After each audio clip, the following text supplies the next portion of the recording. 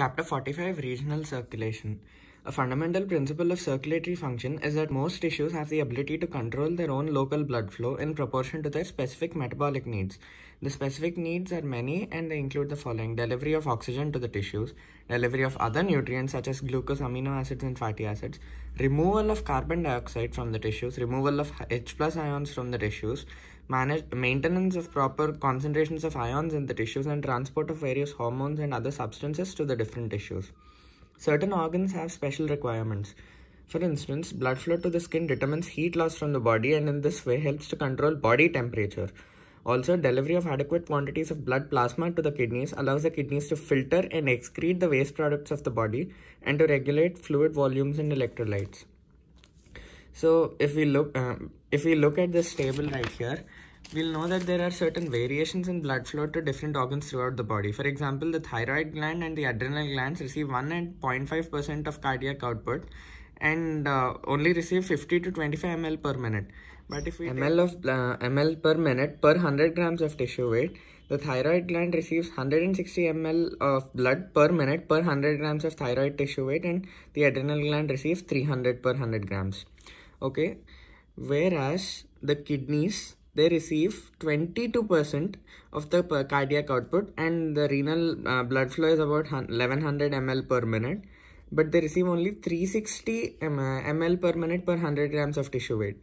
The liver, which gets 27% of the cardiac output, okay, which is like the highest percentage, the liver, it gets 1350 ml per minute, but only 95 ml per minute per 100 grams of tissue weight. Okay, you can remember the percentages like this. Heart has 4 chambers, so 4% of cardiac output. Brain is 14. Okay, we have 2 primary bronchi, so 2% goes to the bronchi. 1 thyroid gland, so 1% goes to that. Okay, so you can remember it like that. Okay, so this is what we've talked about. Also note the extremely large blood flow through the kidneys, 1100 ml per minute. This extreme amount of flow is required for the kidneys to perform their function of cleansing the blood of waste products and precisely regulating the composition of body fluids. Conversely, most surprising is the low blood flow to all the inactive muscles of the body, only a total of 750 ml per minute, even though the muscles constitute between 30 to 40% of the total body mass. In the resting state, the metabolic activity of the muscles is low, as in the blood flow only 4 ml per minute per 100 grams. Yet, during heavy exercise, muscle metabolic activity can increase more than 60-fold and the blood flow as much as 20-fold, increasing to as high as 16,000 ml per minute in the body's total muscle vascular bed. Okay. Coming to the mechanisms of blood flow control, local blood flow control can be divided into 2 phases, acute and long-term control. Acute control is achieved by rapid changes in the local vasodilation or vasoconstriction of the arterioles, meta-arterioles and precapillary sphincters that occurs within seconds to minutes to provide very rapid maintenance of appropriate local tissue blood flow. Long-term control means slow, controlled changes in flow over a period of days, weeks or even months. In general, these long-term changes provide an even better control of the flow in proportion to the needs of the tissues. These changes come about as a result of an increase or decrease in the physical sizes and numbers of blood vessels supplying the tissues. Coming to the acute control of local blood flow, see, increases in tissue metabolism increase tissue blood flow. This is an important graph right here. So as the rate of metabolism increases, the blood flow also increases proportionately. Okay, and then we have the other thing, that is reduced oxygen increases tissue blood flow. So whenever the availability of oxygen to the tissues decreases, such as at a high altitude or as in the case of pneumonia or in carbon monoxide poisoning, which poisons the ability of hemoglobin to transport oxygen, or in cyanide poisoning such as in histotoxic hypoxia. Carbon monoxide poisoning refers to anemic hypoxia. High altitude refers to hypoxic hypoxia. Okay, the blood flow in these cases, it flows through the tissues and the blood flow increases markedly.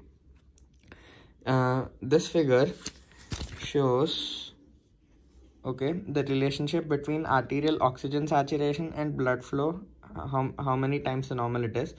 So when the arterial oxygen saturation percentage reduces to 25%, the blood flow increases threefold. Okay, this is one thing we need to understand. Okay, so as the rate of metabolism increases, blood flow increases proportionately. As the arterial oxygen saturation decreases, to provide oxygen, the blood flow increases proportionately. Okay, this is what we have to understand about acute control of local blood flow. And we have certain theories for this. First, let's talk about the vasodilator theory for acute local blood flow regulation and the possible special role of adenosine. According to the vasodilator theory, the greater the rate of metabolism or lesser the availability of oxygen or some other nutrients to a tissue, the greater is the rate of formation of vasodilator substances in the tissue cells. The vasodilator substances are believed to diffuse through the tissues to the precapillary sphincters, metaarterioles and arterioles to cause dilation. Some of the different vasodilator substances that have been suggested are adenosine carbon dioxide, adenosine phosphate compounds, histamine potassium ions and H+ ions. Many physiologists believe that adenosine is an important local vasodilator for controlling local blood flow. For example, minute quantities of adenosine are released from the heart muscle cells when coronary blood flow becomes too little, and this causes enough local vasodilation in the heart to return coronary circulation back to normal. Also, when the heart becomes more active than normal and the heart metabolism increases an extra amount, this causes increased utilization of oxygen, followed by decreased oxygen concentration in the heart muscle cells, with constant degradation of ATP, which increases the release of adenosine. It is believed that much of this adenosine leaks out of the heart muscle cells to cause coronary vasodilation, providing an increased coronary blood flow to supply the increased nutrient demands of the active heart. Next theory we have is the oxygen demand theory for local blood flow control. Although the vasodilator theory is widely accepted, several critical facts have made other physiologists favor another theory, which can be called either the O2 demand theory or more accurately the nutrient demand theory. Oxygen is one of the metabolic nutrients required to cause vascular muscle contraction. Okay, oxygen causes contraction. Therefore, in the absence of contractility causing oxygen, it is reasonable to believe that the blood vessels would relax and therefore dilate. Also, increased utilization of oxygen in the tissues as a result of increased metabolism theoretically could decrease the availability of oxygen to the smooth muscle fibers in the local blood vessels, and this decreased availability too would cause local vasodilation. Okay. Coming to the possible role of other nutrients besides oxygen in the control of local blood flow, under special conditions, it has been shown that lack of glucose in the perfusing blood can cause local tissue vasodilation. It is also possible that this same effect occurs with other nutrients such as amino acids or fatty acids when they are deficient, although this issue has not been studied adequately. In addition, vasodilation occurs in the vitamin deficiency disease beriberi, vitamin B1 deficiency disease, in which the patient has deficiencies of vitamin B substances, thiamine, niacin and riboflavin. In this disease, the peripheral vascular blood flow almost everywhere in the body often increases. Peripheral resistance increases. Because all these vitamins are necessary for oxygen-induced phosphorylation, which is required to produce ATP in the tissue cells, one can understand how deficiency of these vitamins might lead to diminished smooth muscle contractile ability and therefore local vasodilation as well. Okay. So when vasodilation is diminished, then what happens is your blood flow, it does not flow, it stays stagnant, then peripheral resistance throughout the body increases in beriberi. Coming to the special examples of acute metabolic control of local blood flow, the mechanisms we have described thus far for local blood flow control are called metabolic mechanisms because all of them function in response to the metabolic needs of the tissues. Two additional special examples of metabolic control of local blood flow are reactive hyperemia and active hyperemia. Reactive hyperemia occurs after the tissue blood supply has been blocked for a short time. When the blood supply to a tissue is blocked for a few seconds to as long as an hour or more and then is unblocked, blood flow through the tissue usually increases immediately to 4 to 7 times the normal. This increased flow will continue for a few seconds if the block has lasted only for a few seconds, but sometimes continues for as long as many hours if the blood flow has been stopped for an hour or more. This phenomenon is called reactive hyperemia. Reactive hyperemia is another manifestation of the local metabolic blood flow regulation mechanism. Lack of flow sets into motion all the factors that cause vasodilation. After short periods of vascular occlusion, the extra blood flow during the reactive hyperemia phase lasts long enough to repay almost exactly the oxygen tissue deficit that has accrued during the period of occlusion. This mechanism emphasizes the close connection between local blood flow regulation and delivery of oxygen and other nutrients to the tissues. Coming to active hyperemia. It occurs when the tissue metabolic rate increases. When any tissue becomes highly active, such as an exercising muscle, GIT gland during a hypersecretory period, or even the brain during increased mental activity, the rate of blood flow through the tissue increases. The increase in local metabolism causes the cells to devour tissue fluid nutrients rapidly and also to release large quantities of vasodilator substances. The result is dilation of local blood vessels and increased local blood flow. In this way, the active tissue receives the additional nutrients required to sustain its new level of function. As pointed out earlier, active hyperemia in skeletal muscle can increase local muscle blood flow as much as 20-fold during intense exercise. Coming to the autoregulation of blood flow during changes in arterial pressure, we have the metabolic and myogenic mechanisms. In any tissue of the body, a rapid increase in arterial pressure causes an immediate rise in blood flow. However, within less than a minute, the blood flow in most tissues returns to the normal level, even though the arterial pressure is kept elevated. This return of blood flow toward normal is called autoregulation. So this is what happens. When the mean arterial pressure increases, the blood flow also increases up to a certain extent, and then even though the mean arterial pressure increases, the blood flow is kept relatively normal, okay, till a limit. Again, it increases simultaneously, proportionately. So after autoregulation has occurred, the local blood flow in most tissues will be related to arterial pressure approximately in accord with the solid acute curve here, okay. And between arterial pressures of about 70 and 175, you can remember it as 80 and 180. The blood flow increases only 20 to 30%, even though the arterial pressure increases 150%. In some tissues such as the brain and heart, this autoregulation is even more precise. For almost a century, two views have been proposed to explain this acute autoregulation mechanism. They have been called the metabolic theory and the myogenic theory. According to the metabolic theory, when the arterial pressure becomes too high, excess flow provides too much oxygen and too many nutrients to the tissues and washes out the vasodilators that are released by the tissues. These nutrients, and especially oxygen and decreased levels of vasodilators, then cause the blood vessels to constrict and return blood flow to nearly normal despite the increased pressure. Okay, so when pressure is increasing, more blood flow is flowing, so that is why blood flow increases, and then the blood that has flowed washes out all the vasodilator substances, causing vasoconstriction, and that is why there is not much increase in the arterial pressure, blood flow again.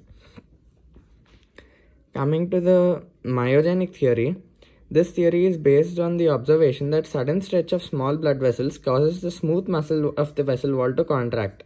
Therefore, it has been proposed that when high arterial pressure stretches the vessel, this in turn causes a reactive vascular constriction of the smooth muscle cells in the endothelial wall that reduces blood flow nearly back to the normal.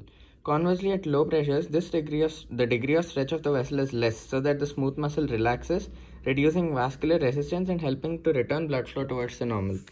The myogenic response is inherent to vascular smooth muscle and can occur in absence of neural or hormonal influences because it is an intrinsic property of the vascular smooth muscle. It is most pronounced in arterioles but can also be observed in arteries, venules, veins, and even lymphatic vessels. Myogenic contraction is initiated by stretch-induced vascular depolarization, which then rapidly increases the calcium ion entry from the ECF into the cells, causing them to contract. Okay. Now, the precise mechanisms by which changes in the pressure cause opening or closing of vascular ion channels are still uncertain, but likely involve the mechanical effects of pressure on the extracellular proteins that are tethered to the cytoskeletal elements of the vascular wall or to the ion channels themselves. The myogenic mechanism appears to be important in preventing excessive stretching of blood vessel when the blood pressure is increased. However, the role of the myogenic mechanism in blood flow regulation is unclear, because this pressure sensing mechanism cannot directly detect changes in the blood flow in the tissue. Indeed, metabolic factors appear to override the myogenic mechanism in circumstances in which the metabolic demands of the tissues are significantly increased, such as during vigorous muscular exercise, which can cause dramatic increases in the skeletal muscle blood flow. Coming to the control of tissue blood factors by tissue blood flow by endothelial derived relaxing or constricting factors, the endothelial cells lining the blood vessels synthesize several substances that when released can affect the degree of relaxation or contraction of the arterial wall. For many of these endothelial-derived relaxing or constrictor factors, the physiological roles are just beginning to be understood, and clinical applications have, in most cases, not yet been developed. The most important of the endothelial-derived relaxing factors is the nitric oxide, a lipophilic gas that is released from endothelial cells in response to a variety of chemical and physical stimuli. Endothelial-derived nitric oxide synthase, NOS, enzymes synthesize nitric oxide from arginine and oxygen, to form nitric oxide and citrulline, After diffusing out of the endothelial cells, NO has a very short half-life of only 6 seconds in the blood and acts mainly in the local tissues where it is released. NO activates soluble guanylate cyclases in the smooth muscle cells, as you can see. And it results in the conversion of cyclic GTP, guanosine triphosphate, to cyclic GMP, guanosine monophosphate. And this results in the activation of cGMP-dependent protein kinase, PKG, protein kinase G for cGMP, which has several actions that causes the blood vessels to relax or dilate. The flow of blood through the arteries and arterioles causes shear stress on the endothelial cells because of viscous drag of the blood against the vascular walls. This stress contorts the endothelial cells. It causes receptor-dependent activation of the endothelial nitric oxide synthase system, which causes synthesis of nitric oxide. The nitric oxide then relaxes the blood vessels, which is fortunate because what happens is whenever there is downstream increase in the shear stress, the nitric oxide causes upstream vasodilation of the vessels, which decreases the shear stress on the blood vessels. Now, nitric oxide synthesis from endothelial cells are also stimulated by some vasoconstrictors such as angiotensin II, which bind to specific receptors on endothelial cells. The increased NO release protects against excessive vasoconstriction caused by factors like angiotensin II. When endothelial cells are damaged by chronic hypertension or atherosclerosis, impaired NO synthesis may contribute to excessive vasoconstriction and worsening of the hypertension and endothelial damage, which if untreated may eventually cause vascular injury and damage to vulnerable tissues such as the heart, kidneys and brain. Even before nitric oxide was discovered, clinicians used nitroglycerin, amyl nitrates and other nitrate derivatives to treat patients who had angina pectoris, that is severe chest pain caused by ischemia of the heart muscle. These drugs, when broken down chemically, release NO and evoke dilation of the blood vessels throughout the body, including the coronary blood vessels. Other important applications of NO physiology and pharmacology are the development and clinical use of drugs such as sildenafil, which are phosphodiesterase PDE5 inhibitors. They inhibit the cGMP specific phosphodiesterase 5, an enzyme that degrades cGMP by cyclic GMP. By preventing the degradation of cyclic GMP, the PDE5 inhibitors effectively prolong the actions of NO to cause vasodilation. The primary clinical use of the PDE5 inhibitors is to treat erectile dysfunction. Penile erection is caused by parasympathetic nerve impulses through the pelvic splanchnic nerves to the penis, where neurotransmitters acetylcholine and nitric oxide are released. By preventing the degradation of NO, the PDE5 inhibitors, they enhance the dilation of the blood vessels in the penis, which causes blood flow to the penis, causing the erection of the penis. Coming to endothelin, it is a powerful vasoconstrictor that is released from damaged endothelium. Endothelial cells also release vasoconstrictor substances. The most important of these is endothelin, a large 21 amino acid peptide that requires only minute amounts or nanogram amounts to cause powerful vasoconstriction. This substance is present in the endothelial cells of all or most blood vessels, but greatly increases when the tissues or the vessels are injured. The usual stimulus is damage to the endothelium, such as that caused by crushing the tissues or by traumatizing or by injecting a traumatizing chemical into the blood vessel. After severe blood vessel damage, release of local endothelin and subsequent vasoconstriction helps to prevent excessive bleeding from arteries as large as 5 mm in diameter that might have been torn open by crushing injury. Increased endothelin release is also believed to contribute to vasoconstriction when the endothelium is damaged by hypertension. Drugs that block endothelin receptors have been used to treat pulmonary hypertension, but generally have not been used for lowering blood pressure in patients with systemic arterial hypertension. Coming to the long-term blood flow regulation, most of the mechanisms for local blood flow regulation that we have discussed act within a few seconds to a few minutes after the local tissue conditions have changed. Yet, even after full activation of these acute mechanisms, the blood flow is usually adjusted only about 3/4 of the way to the exact additional requirements of the tissues. However, over a period of hours, days, and weeks, a long-term type of local blood flow regulation it develops in addition to the acute control. This long-term regulation gives far more complete control of blood flow. For instance, we have already discussed this graph. This is for the acute control, okay, the solid red graph, and this is for the long-term control. See, the long-term control is more precise, okay. It keeps the blood flow at a same rate. It's not increasing little bit like the acute blood flow is, okay. So if the arterial pressure remains at 150 indefinitely, within a few weeks, the blood flow through the tissues gradually approaches almost exactly the normal flow level. Okay, once the long-term regulation has time to occur, long-term changes in arterial pressure between 50 and 250 have little effect on the rate of local blood flow. For acute, it was 70 to 175 or 80 to 180. And for long-term, it is 50 to 250. Long-term regulation of blood flow is especially important when the metabolic demands of a tissue change. That is, if a tissue becomes chronically overactive and therefore requires increased quantities of oxygen and other nutrients, the arterioles and capillary sphincters usually increase in both number and size within a few weeks to match the needs of the tissue, unless the circulatory system has become pathological or too old to respond.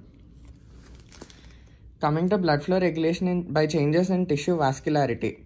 A key mechanism for long-term blood flow regulation is to change the amount of vascularity of the tissues. For instance, if the metabolism in a tissue is increased for a prolonged period, vascularity increases, and this is called angiogenesis. So if the metabolism is decreased, vascularity decreases. So in this figure, you can see what has been done is the tibialis anterior muscle in a rat has been stimulated periodically for over a period of 30 days for each day. And what happened was, you can see the vascularity has markedly increased. So thus, actual physical reconstruction of the tissue vasculature occurs to meet the needs of the tissues. This reconstruction occurs rapidly within days in young animals, and it also occurs rapidly in new growth tissue, such as in scar tissue and cancerous tissue, but it occurs much slowly in old, well-established tissues. That is why the time required for long-term regulation to take place may be only a few days in the neonate or as long as months in the elderly person. Furthermore, the final degree of response is much better in younger than in older tissues. Thus, in the neonate, the vascularity will adjust to match almost exactly the needs for the tissue before blood flow. Whereas in older tissues, vascularity frequently lags behind the needs of the tissues. Coming to the role of oxygen in long-term regulation. Oxygen is important not only for acute control of local blood flow but also for long-term control. One example of this is increased vascularity in tissues of animals that live at high altitudes, whereas where the oxygen in the atmosphere is low. See, in high altitudes, we know two things. One, the RBC content, it increases, which is a physiological adaptation, and also that is the number of RBCs increases, and also there is increased vascularity. So in premature human babies who are put into oxygen tents for therapeutic purposes, the excess oxygen causes almost immediate cessation of new vascular growth in the retina. See, when there is less oxygen at high altitudes, there is increased vascularization. But when there is high oxygen content, such as in an oxygen tent, the vascularization decreases. So the excess oxygen causes almost immediate cessation of new vascular growth in the retina of the premature baby's eyes, and even causes degeneration of some of the small vessels that have already formed. When the infant is taken out of the oxygen tent, an explosive overgrowth of new vessels then occurs to make up for the sudden decrease in available oxygen. Indeed, often so much overgrowth occurs that the retinal vessels grow out from the retina into the eye's vitreous humor, eventually causing blindness, a condition called retrolental fibroplasia. This is a complication of oxygen toxicity in the newborns. Coming to the importance of vascular growth factors and formation of new blood vessels, a dozen or more factors that increase growth of new blood vessels have been found, almost all of which are small peptides. The four that have been best characterized are vascular endothelial growth factor VEGF, the fibroblast growth factor FGF, platelet-derived growth factor PDGF, and angiogenin, each of which has been isolated from tissues that have inadequate blood supply. It is deficiency of tissue oxygen or other nutrients that leads to formation of vascular growth factors, also called angiogenic factors. Other substances such as some steroid hormones have exactly the opposite effect on small blood vessels, occasionally even causing dissolution of vascular cells and disappearance of the vessels. Therefore, blood vessels can also be made to disappear when they are not needed. Peptides produced in the tissues can also block the growth of new blood vessels. For example, angiostatin, a fragment of protein plasminogen, is naturally occurring inhibitor of angiogenesis. Endostatin is another angiogenic peptide that is derived from the breakdown of collagen type 17.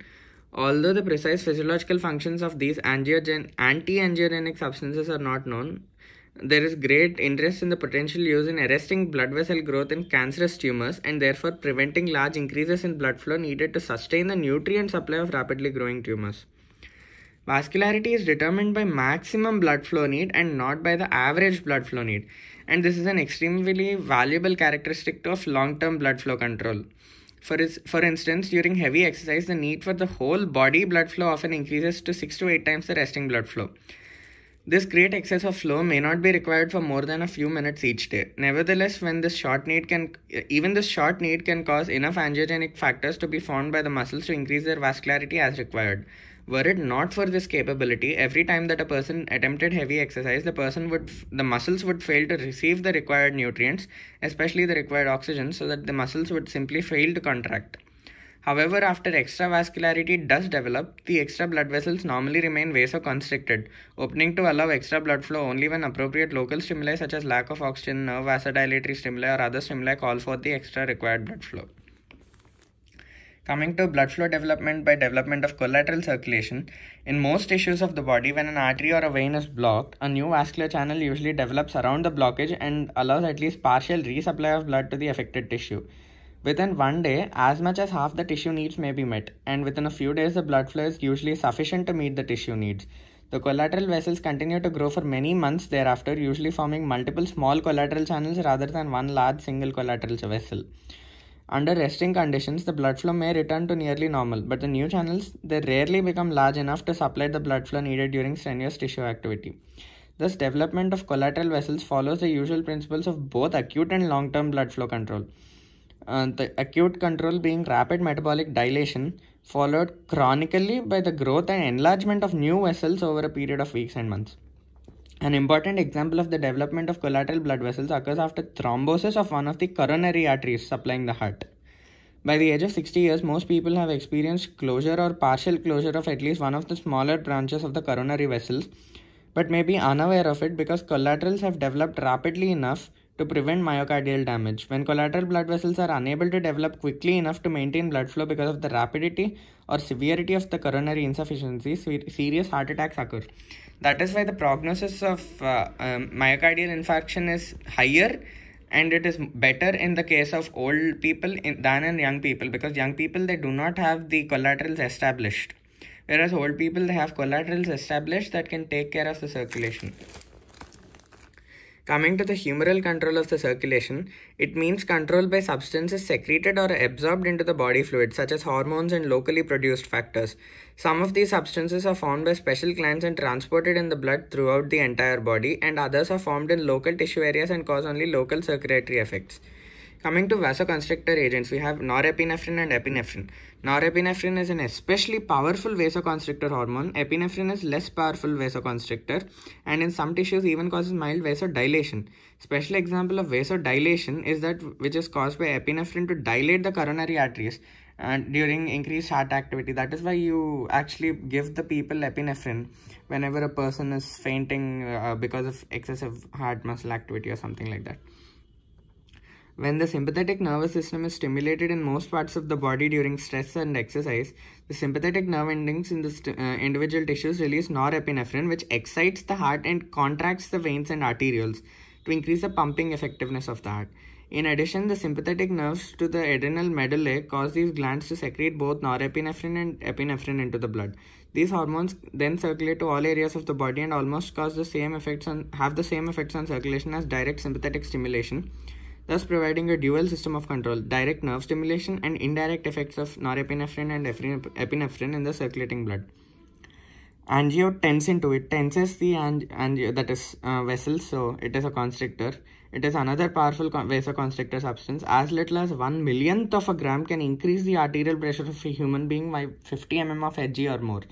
The effect of angiotensin II is to powerfully constrict the small arterioles. If this constriction occurs in an isolated tissue area, the blood flow to that area can be severely depressed. However, the real importance of angiotensin II is that normally it acts on many arterioles of the body at the same time to increase the total peripheral resistance and to decrease the sodium and water excretion by the kidneys, thereby increasing the arterial pressure. I'll tell you what this means.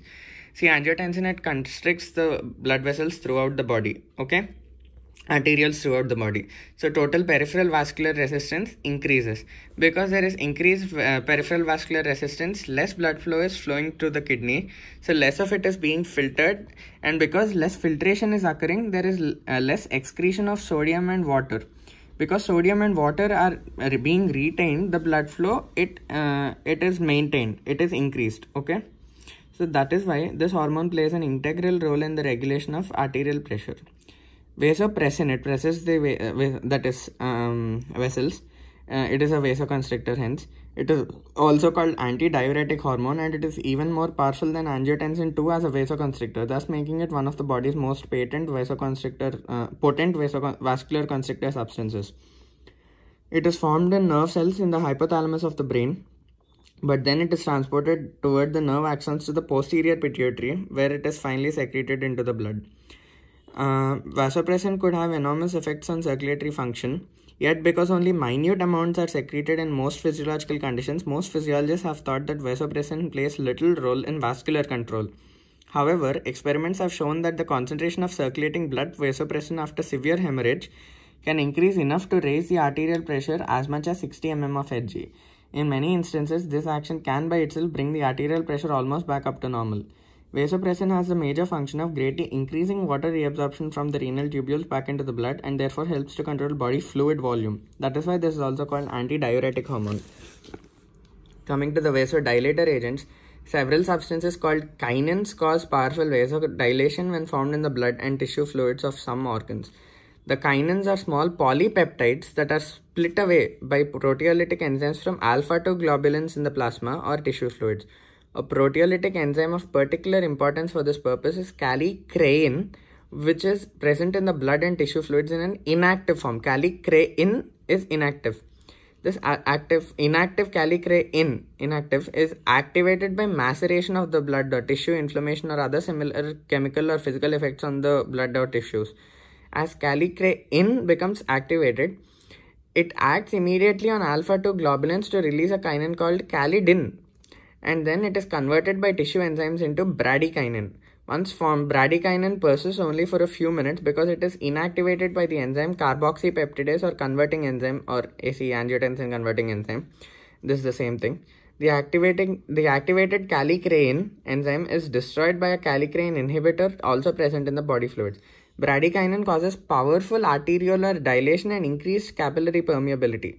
For instance, injection of 1 microgram of bradykinin into a brachial artery of a person increases blood flow through the arm as much as 6-fold, and even smaller amounts injected locally into tissues can cause marked local edema, resulting from increase in capillary pore size, due to which proteins and interstitial fluid leak out from the blood.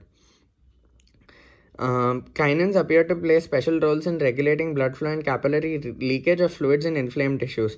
It is also believed that bradykinin plays a normal role to help regulate blood flow in the skin as well as in the salivary and gastrointestinal glands. Histamine is released in essentially every tissue of the body if the tissue becomes damaged or inflamed, or if it is the subject of an allergic reaction. Most of the histamine is derived from mast cells in the damaged tissues and from basophils in the blood. Histamine has a powerful vasodilator effect on the arterioles, and like bradykinin has the ability to increase greatly the capillary porosity, allowing leakage of both fluid and plasma protein into the tissues, causing edema. In many pathological conditions, the intense arteriolar dilation and increased capillary porosity produced by histamine causes tremendous quantities of fluid to leak out of the circulation into the tissues, producing edema. And the local vasodilatory and edema producing effects of histamine are especially prominent during allergic reactions and anaphylaxis. The person swells up because histamine is released, which causes vasodilation and leakage of proteins and plasma proteins and fluid into the interstitium. Coming to vascular control by ions and other chemical factors, when calcium ion concentration increases, it causes vasoconstriction because it stimulates smooth muscle contraction. K plus ion increase causes vasodilation because K plus ions, they inhibit smooth muscle contraction. Mg plus 2 ion concentration increase causes powerful vasodilation again. Okay, potassium causes dilation. Magnesium causes dilation. Okay, you can remember it with the rhymes. I know it sounds silly, but whatever. And then increase in H plus ion concentration causes dilation of the arterioles because you need the increased blood flow to remove the excess H plus ion, and the converse is also true. Anions that have significant effects on blood vessels are acetate and citrate. Both of them are vasodilators. A. An increase in carbon dioxide concentration causes moderate vasodilation in most tissues, but marked vasodilation in the brain.